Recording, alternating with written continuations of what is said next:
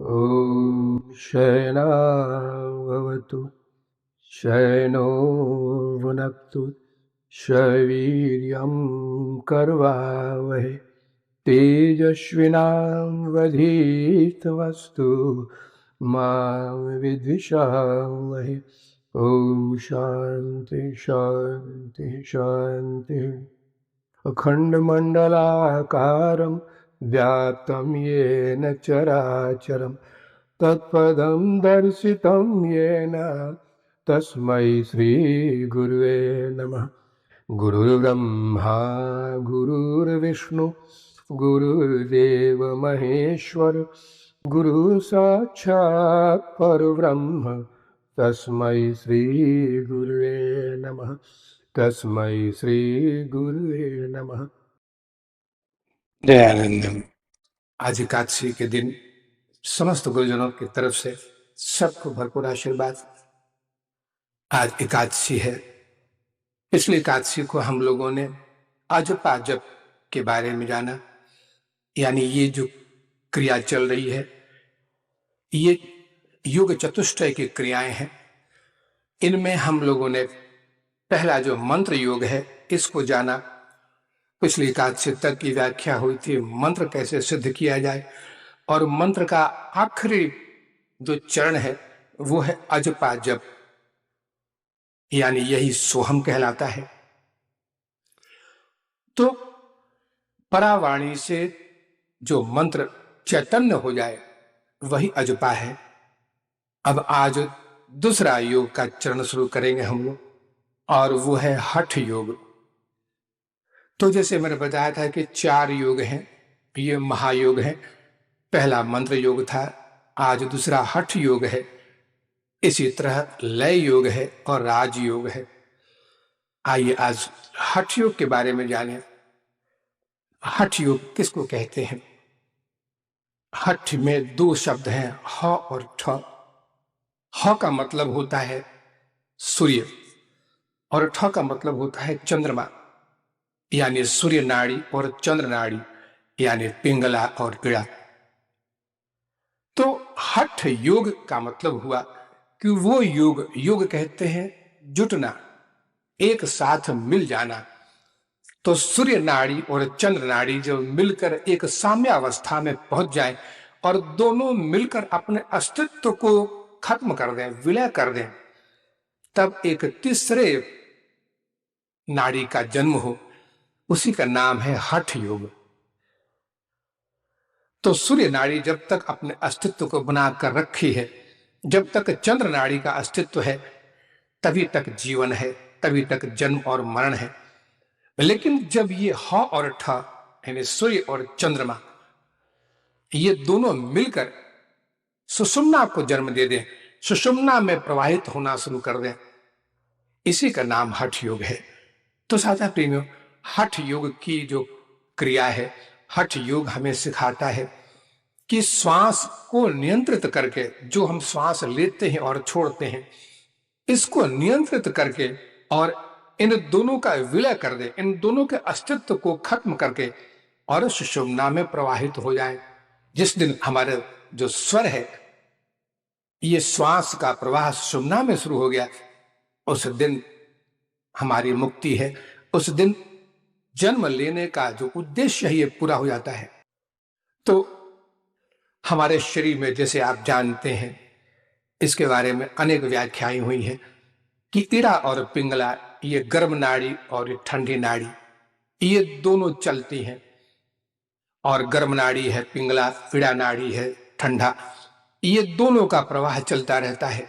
और तभी तक सुख और दुख है, तभी तक जन्म और मरण है।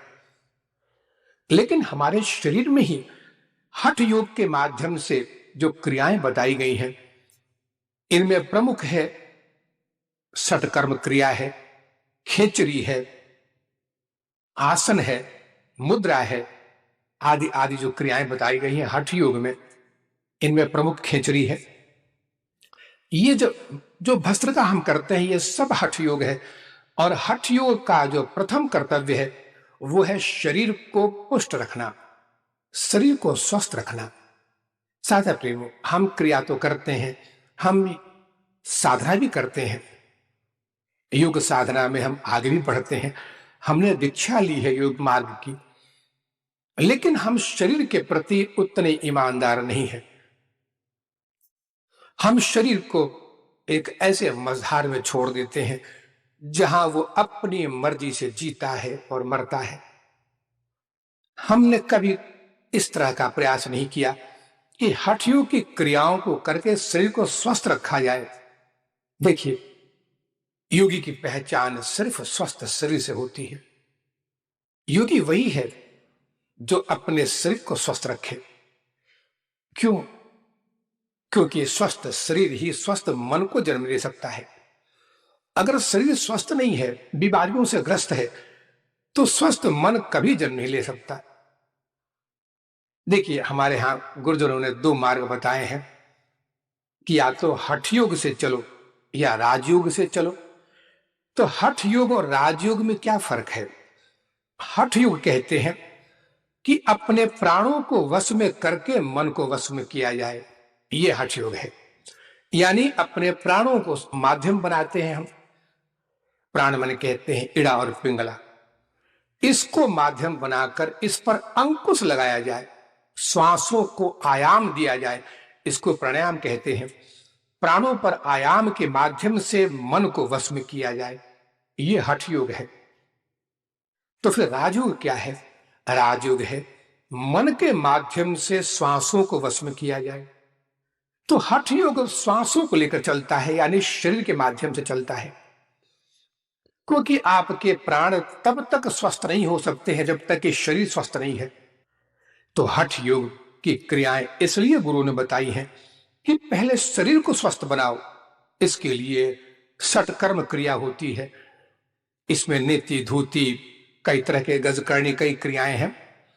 इसके बाद फिर आसन को दृढ़ करो और फिर मुद्रा को ठीक करो, खेचरी लगाओ। ये सब क्रियाएं होती हैं जो हम प्रातः काल शक्ति चालनी करते हैं, ये सब हठ योग के अंतर्गत होते हैं। तो हठ योग का उद्देश्य है कि शरीर को स्वस्थ रखकर और तब फिर इसके माध्यम से मन को वश में किया जाए, लेकिन हठ से। क्योंकि मन को वश में करना उतना आसान नहीं है और शरीर भी वैसे ही विषयी है, दोनों ही विषयी हैं। और प्राण के धर्म है भूख और प्यास।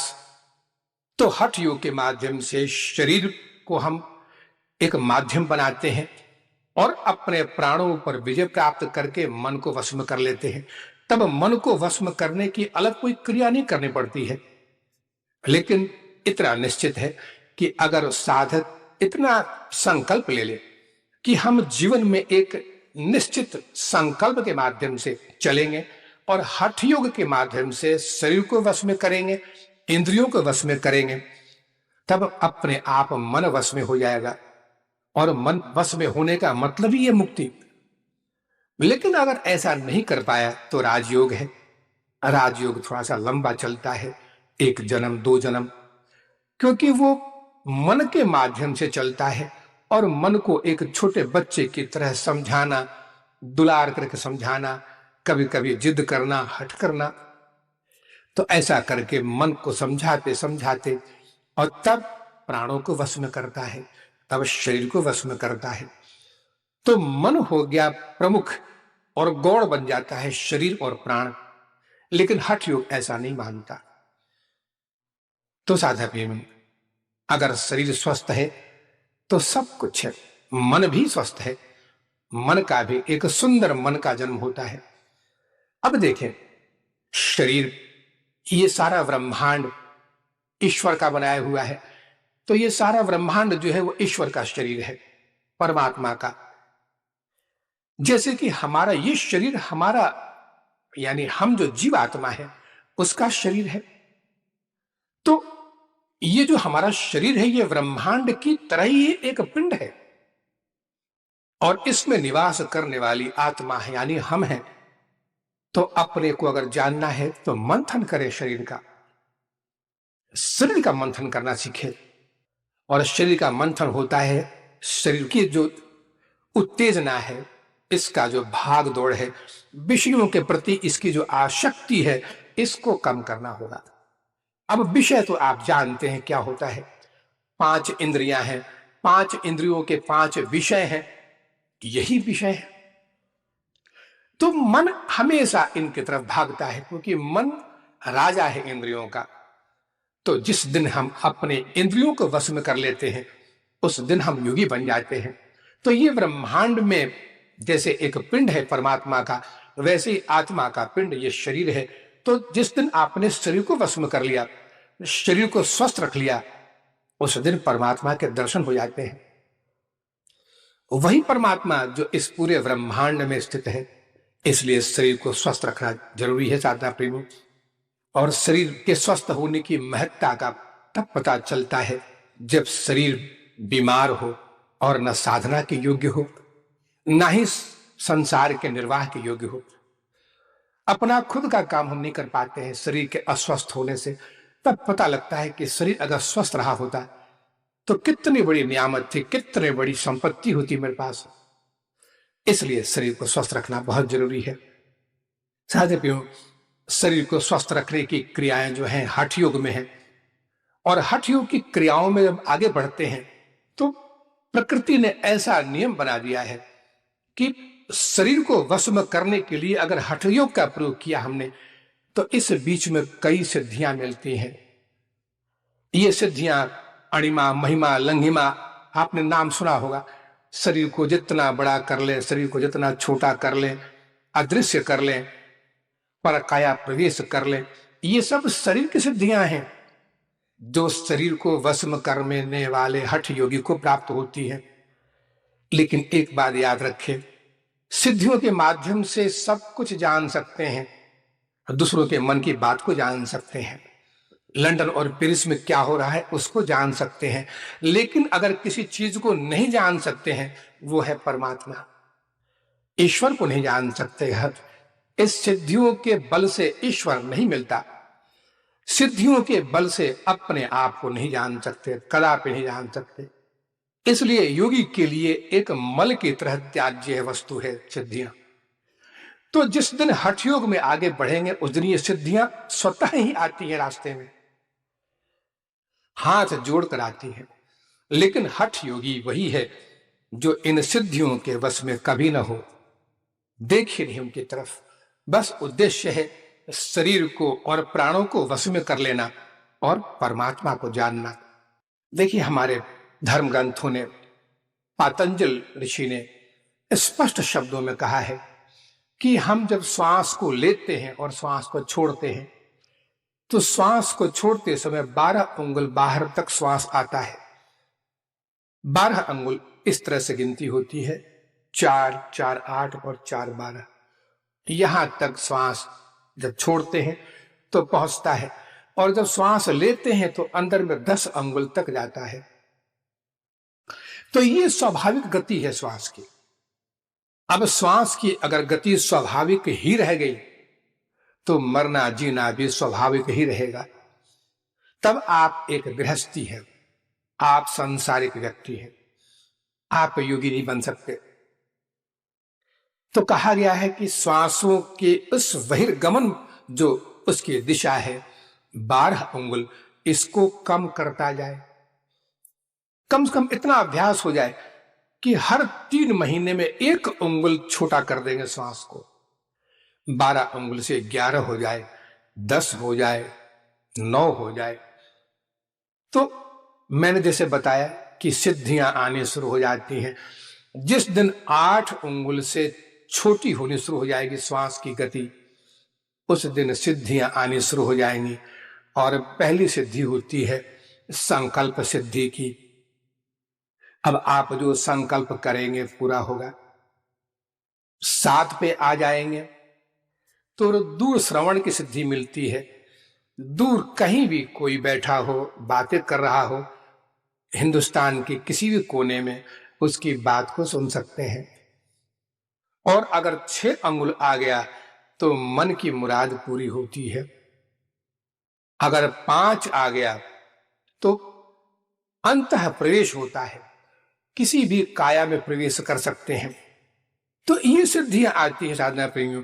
लेकिन 5 के बाद जब हम 4 पे आते हैं, तब अगर सिद्धियों के तरफ में ध्यान देकर फंस गए तो फिर श्वास कभी छोटा नहीं हो पाएगा, और तब जो 4 के बाद में अंतः प्रवेश की क्रिया शुरू होनी चाहिए थी वो नहीं हो पाएगी। लेकिन अगर हमने सिद्धियों की परवाह नहीं की, सिद्धियां आती रही, नाना प्रकार के प्रलोभन देती रही, लेकिन मन कभी उनकी तरफ नहीं गया, तो श्वास लगातार छोटा होता चला जाएगा और 4 अंगुल होते ही अंदर प्रवेश कर जाएगा।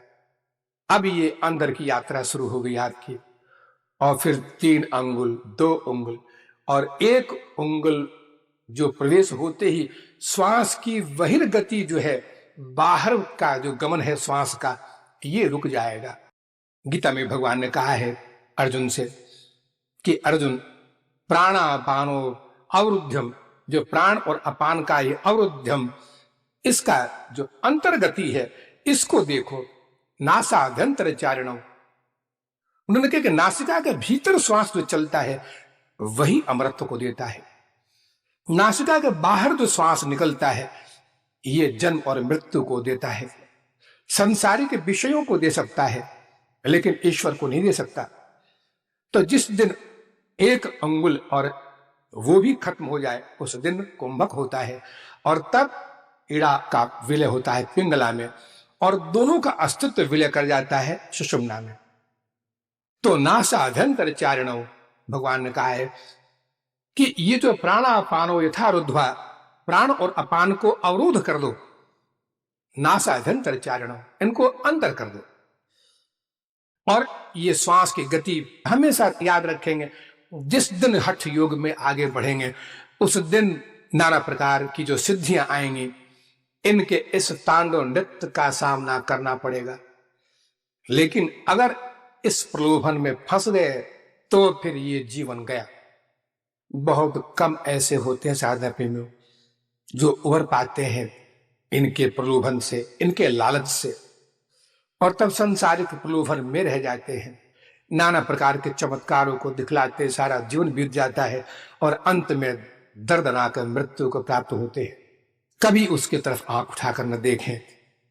अगर ऐसा कर लिया तो गति तत्काल 4 से कम होनी शुरू हो जाएगी, और तब आपका प्रवेश अंदर हो जाएगा, और तब इड़ा और पिंगला अपने अस्तित्व को एक दूसरे में विलय करके सुषुम्ना को जन्म देते हैं, और तब श्वास सुषुम्ना में चलता है। और आपको पता है हमारे शरीर में इड़ा और पिंगला के बीच में सुषुम्ना का प्रवाह चलता है, और सुषुम्ना का प्रवाह ही कुंडलनी की शक्ति है। हमारी जो शक्ति है कुंडलनी की शक्ति, ये यही कुंडलनी शक्ति है जो मूलाधार से और सहस्त्रार के बीच में। लेकिन हम इड़ा और पिंगला में जब तक व्यवहार करते रहेंगे तब तक सुषुम्ना से हमारा संबंध जुट नहीं पाता है। तो साझा प्रेमियों, राजयोग लेके चलता है मन को वश में करना सबसे पहले, और मन को वश में करके शरीर को और प्राणों को वश में करना, ये राजयोग है। लेकिन हठ योग पहले शरीर को वश में करता है, वो शरीर को कस देता है। और जैसे कि योग के व्यायाम है, जैसे हम शक्ति चालनी क्रियाएं करते हैं, भस्त्रिका करते हैं, आसन को दृढ़ करते हैं, ये सब क्रियाओं से शरीर वश में हो जाएगा। और ये बहुत बड़ी संपत्ति होती है एक साधक के जीवन में। इतना ना समझें कि सिर्फ योगी ही बन के रह जाएंगे, आप एक व्यवहारिक पुरुष बनेंगे, जीवन के सारे गुण आप में आएंगे। अगर योगी बनना हो तो योगी बन जाए तो योग की पराकाष्ठा तक पहुंच सकते हैं, नहीं तो एक अच्छे आदर्श जीवन निर्वाह करने वाले नागरिक बन सकते हैं। इसलिए शरीर को वश में करना, इंद्रियों को वश में करना, श्वास को वश में करना, इसका संबंध आध्यात्म से कम आपके व्यवहार से ज्यादा है। हमेशा इन चीज को आजमा कर देखिए जीवन में। ये अति दुर्लभ चीज है कि शरीर को पहले वश में करें। शरीर को वश में करने वाला व्यक्ति हमेशा एक संकल्प को लेकर और संयम के दायरे में रहता है। संयम टूटा नहीं कि शरीर बिखरना शुरू हो जाता है और श्वास आपको पता होगा कि बहुत तेज श्वास लेने वाले जल्दी संसार छोड़ के चले जाते हैं।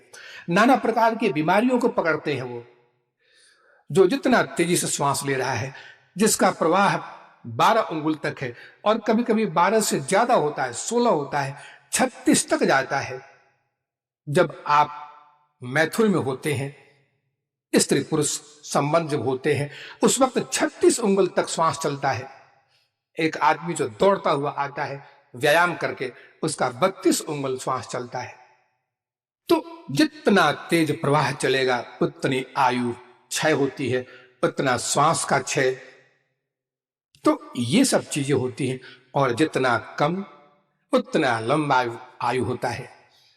और आयु लंबी करनी हो, दीर्घायु और स्वस्थ शरीर, प्रसन्न चित्त मन, तो हठ योग की क्रियाओं को सीखें। हठ योग की क्रियाओं में थोड़ा संयम करना पड़ता है, थोड़ा नियम को मान के चलना पड़ता है। जितना बताया जाए उतना ही करें। देखिए, परम गुरुदेव का एक ही सिद्धांत था, मैंने भी उसकी थोड़ी अवहेलना की, जिसके कारण मुझे दाहिनी आंख से बहुत कुछ नुकसान सहना पड़ा, बहुत कष्ट झेलना पड़ा मुझे। उन्होंने वर्जन किया था कि इस सीमा का उल्लंघन कभी मत करना, लेकिन जल्दबाजी में जल्दी कुछ अनुभव हो जाए, इसलिए मैंने हठ योग के उन सीमाओं का उल्लंघन कर दिया। कभी नहीं करना चाहिए। ऐसा कभी न सोचें कि जल्दबाजी में आप बहुत जल्दी ईश्वर को पा सकते हैं। ये एक नियमित क्रम होता है, पहले इसको शुद्ध करें, इसके बाद उसको शुद्ध करें, फिर तो ये क्रम अपने आप चलता है।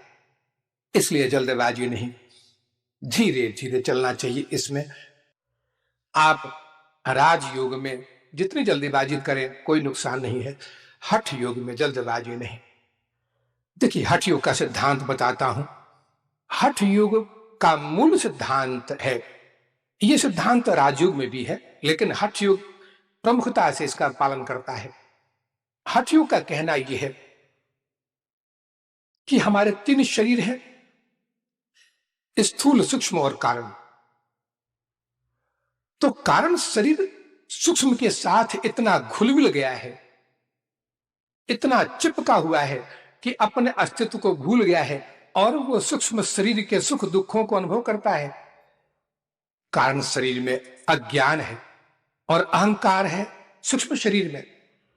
तो सूक्ष्म शरीर कारण शरीर के इतने करीब है, इतना मिला जुला है कि कारण शरीर जिसमें अज्ञान तो है, लेकिन परमात्मा स्वरूप है, अति आनंदमय अज्ञान है।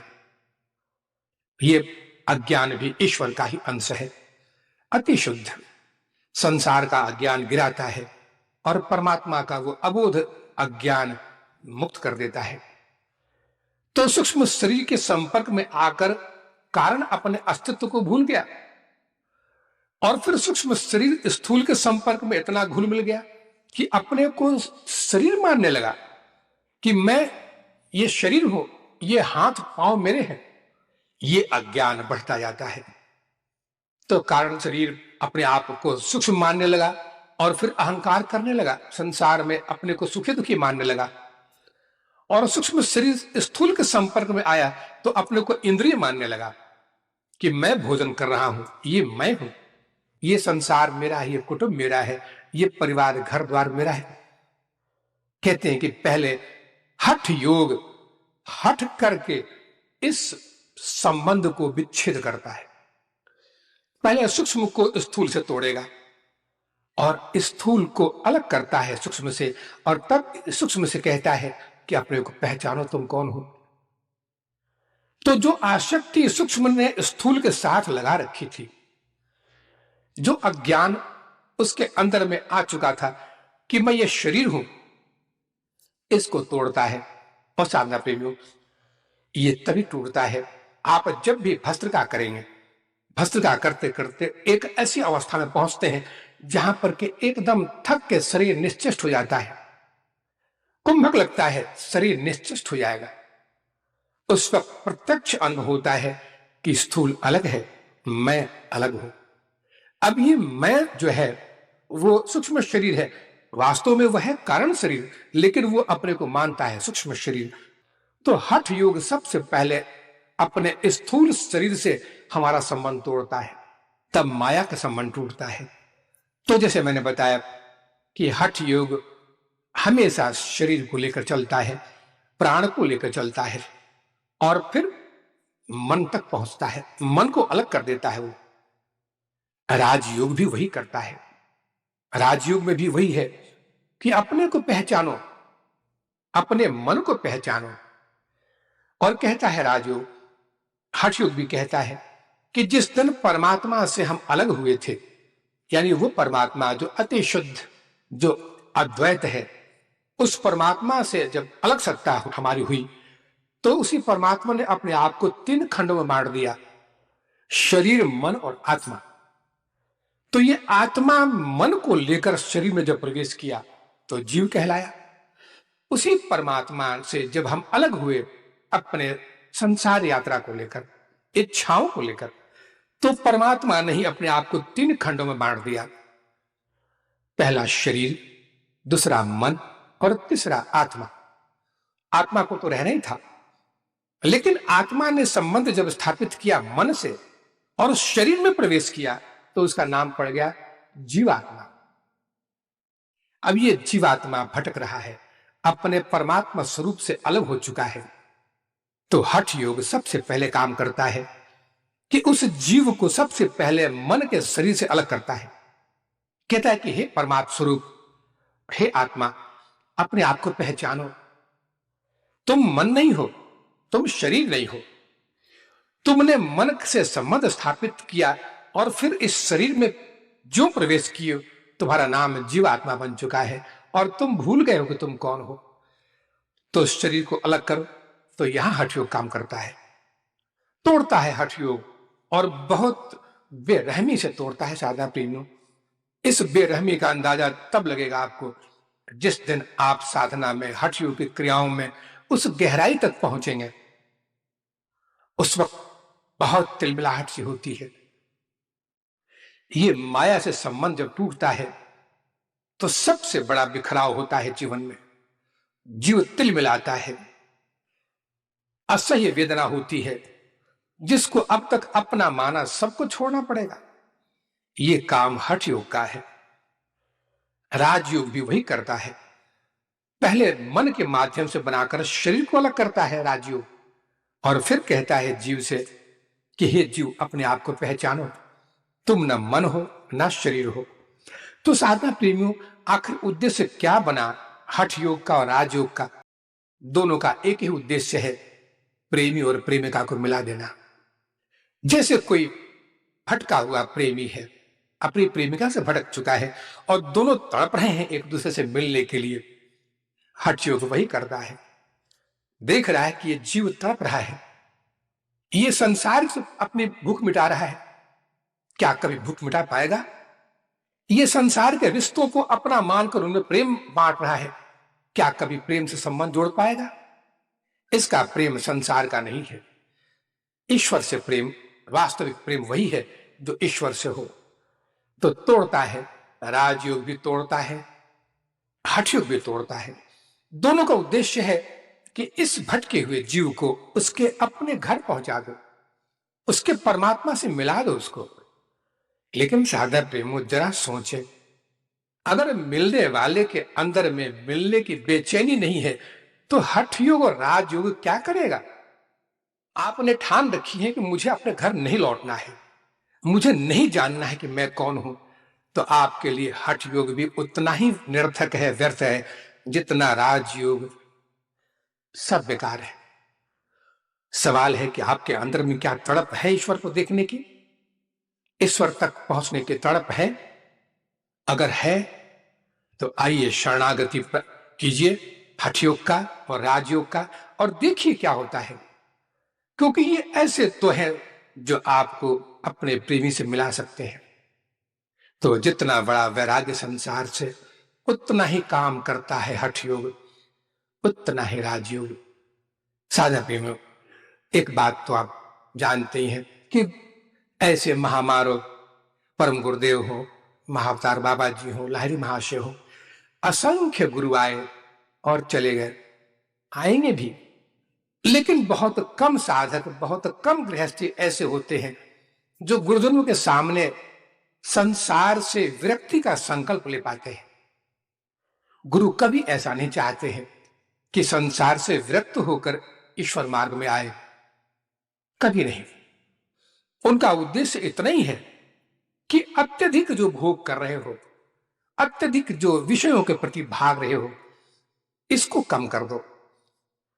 उतना ही आहार लो, उतना ही भोग को ग्रहण करो जितना कि आवश्यक है, जितना तुम बर्दाश्त कर सकते हो। तुम्हारा शरीर, मन, इंद्रियां जितने भोग को बर्दाश्त कर सके उतना ही ग्रहण करो। तब एक दिन निश्चित रूप में ईश्वर तक पहुंच जाओगे।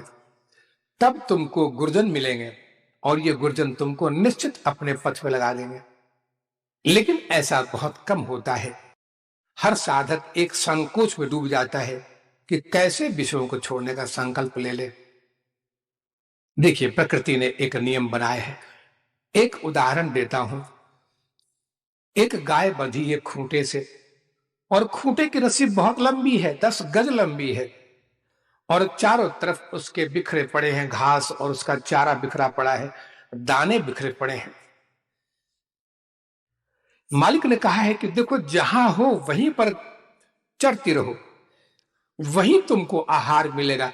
ये सारा आहार पूरे महीने भर का है, सबको एक साथ खाने की चेष्टा नहीं करना। जहां हो वहां उस दिन का आहार तुमको मिल जाएगा, वहीं बैठे बैठे आहार ग्रहण करना। और स्वामी चला गया। गाय के मन में इच्छा हुई कि इतने अच्छे अच्छे तो सामने पकवान पड़े हैं, चख ले, क्या फर्क पड़ता है, मालिक तो देगा ही। और फिर गाय उठती है और पूरे घूमती रहती है खाने के लिए। अब जब घूमती है तो रस्सी भी खूंटे के तरफ लिपटता चला जाता है। रस्सी छोटी होती चली जा रही है। जितनी बार घूमती है गाय, उतनी रस्सी छोटी होती चली जाती है। और एक समय ऐसा आता है कि रस्सी से का जो लंबाई है खत्म हो जाता है। गाय खूंटे से सड़ जाती है, भोग पड़े के पड़े रह जाते हैं, और गाय बिना भोजन के मर जाती है। साधनापुर में क्या हम ऐसा नहीं कर रहे हैं? दिल से पूछे अपने, क्या वही चीज हमारे साथ नहीं है? कम उम्र में ही सब कुछ छोड़ जाता है। उम्र लंबी है लेकिन भोग नहीं कर पाते हम, इसलिए कि हम अधिक भोग करने की इच्छा कर लिए थे। साधारण में हठ योग या कोई भी योग आपको उतना ही सिखाता है कि उतना ही आहार ग्रहण करो, उतना ही विषय भोग करो, उतना ही इंद्रियों को ढीला छोड़ो जितना इंद्रियां बर्दाश्त कर सके, जितना उनके लिए स्वस्थ कर हो, जिससे मन में विकार नहीं पैदा हो। मन में विकार अगर आ गया तो शरीर कभी टिक नहीं पाएगा। ये नियम है साधना। देखिए, हठ योग का मुख्य उद्देश्य क्या है? हठ योग का मुख्य उद्देश्य है कि आपके अंदर जो अद्भुत शक्तियां छिपी हुई हैं, अब ये शक्तियां कहां है आपको मालूम है? उसी मेरुदंड में, उसी सुषुम्ना में अद्भुत शक्तियां जो पूरे ब्रह्मांड में है वो आपके अंदर है। लेकिन ये शक्तियां आप क्यों नहीं उजागर कर पाते हैं? अब आप कहें कि प्लास्टिक वाले पतले बिजली के तार में 440 वोल्ट का करंट पास करा दिया जाए, बहुत शक्तिशाली करंट पतले से तार से पास करा दिया जाए, तो परिणाम सोच सकते हैं क्या होगा? भयंकर परिणाम होगा, सब कुछ नष्ट हो जाएगा। तो हठ योग पहले आपके शरीर को, इंद्रियों को इतना शक्तिशाली बना देता है कि जिस दिन ये कुंडलनी का जागरण होगा, इतनी अद्भुत शक्तियां, लाख वाट का जो करंट है, जब ये पूरी तरह प्रभावित होगा शरीर में, तो आपका शरीर उसको बर्दाश्त कर सके, आपका मन उसको बर्दाश्त कर सके। नहीं तो क्या होगा? बिखर जाएगा, शरीर बिखर जाएगा, मन विकृत हो जाएगा, दिमाग फट सकता है। तो हठ योग की जितनी भी जो क्रियाएं हैं, ये आपके शरीर को स्वस्थ करने के लिए है, प्राणों की जितनी शक्ति आपके अंदर में है, ये प्राणों की शक्ति होती है। कितना भी एक मन वजन उठाना हो तो पहले कुंभक कर लेते हैं हम और तब उठाते हैं। बिना कुंभक किए नहीं उठा सकते हैं। श्वास चलता रहे और एक मन वजन नहीं उठा सकते। तो सारी शक्ति प्राण में है, इसको वश में कर देता है हठ योग। देखिए, एक गलती महात्मा बुद्ध ने भी की। आपको पता है महात्मा बुद्ध की मृत्यु का कारण क्या था? महात्मा बुद्ध अंतिम समय में मरे हैं सिर्फ एक बीमारी से, एक लापरवाही से मरे हैं जो उन्होंने साधना काल में किया था, और वो था गुरु के बताए हुए जो सीमा था, जो नियम था हठ योग का, उसका पालन नहीं किया। और साधना प्रेमी, ये क्रिया होती भी वैसी मादक है। एक बार तो सभी को इच्छा होती है कि सीमा का उल्लंघन करके एक बार देख लें कि कितनी बड़ी शक्ति है हमारे अंदर में। तो आपने पढ़ा होगा कि बुद्ध देव उस नियम को 3 महीने तक करते रहे, और एक बार उनके मन में इच्छा हुई कि अब सबको त्याग दें, आहार को त्याग दें, श्वास को लेना छोड़ दें, और फिर करके देखें इस शक्ति तक बहुत जल्दी पहुंच जाएंगे। और तीसरे दिन ही बेहोश होकर गिर पड़े। कोई नहीं था वहां पर। उन्होंने अपने शिष्यों को भी नहीं बताया था कि वो किस वन में ऐसी साधना कर रहे हैं, और गिरे पड़े हैं। एक अबोध बालिका गांव की, जो भात बनाने के बाद में माण को लेकर फेंकने जा रही थी, उसने समझा कोई भिखारी गिरा हुआ है, भूख से व्याकुल है, जबरन मुंह में माण डालती गई। फिर घर गई है, फिर शाम को लाई, फिर माण पिलाया। ऐसा कर 3 दिनों के अंदर में इनकी चेतना लौटी है, और बुद्ध देव को एहसास हुआ कि मैंने हठ योग की सीमा का उल्लंघन करके बहुत बड़ी भूल की। और तब उस बालिका को उन्होंने पूजा की है, उसको गुरु रूप में समझाया कि अवश्य ही हमारे गुरुदेव ने इसको हमारी परीक्षा के लिए भेजा था, क्योंकि अब ये निश्चित था कि अब ये टिक नहीं पाते, ये बीमारी से ग्रस्त हो चुके थे, और इसी बीमारी से वो मरे भी हैं। तो उन्होंने एक बड़ा अच्छा गीत गाया था। अब ये जब ज्ञान हो जाता है तो हर कोई इसके रहस्य को जान लेता है। उन्होंने गीत गाया था कि अधिक खींचोगे तो तार टूट जाएगा, संगीत नहीं बिखरेगा। अधिक ढील दोगे तो तार ढीला पड़ जाएगा, शांत हो जाएगा, संगीत नहीं उभरेगा। अरे साध को संवारो, लेकिन न खींचो न ढीला छोड़ो, संगीत अमर हो जाएगा। हठ नहीं करना कभी जीवन में साधना प्रेमियों। हठ योग की क्रियाओं में हमेशा गुरु के आदेश का उल्लंघन कभी नहीं करना चाहिए, नहीं तो जीवन भर के लिए एक व्याधि मोल ले लेंगे। लेकिन अगर हठ योग की क्रियाओं को नियमित रूप से जैसे गुरु करवाते हैं वैसे करके देखें, राजयोग अगर 3 जन्मों में मुक्त करेगा तो हठ योग 1 जन्म में मुक्त कर देगा। ये निश्चित बात है। जय आनंद।